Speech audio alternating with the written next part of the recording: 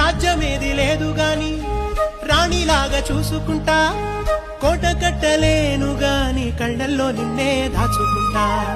రాత ఎట్లా రాసి ఉన్నా ఆ మార్చి నీతో రాసుకుంటా. స్వర్గమంటూ ఉన్నదంటే అది నీతోనే ప్రతిరోజు పంచుకుంటా.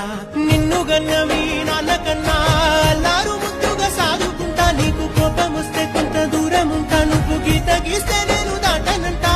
కంట నీరు కంటి రెప్ప దాటకుండా కాటుకై కావలుంటా.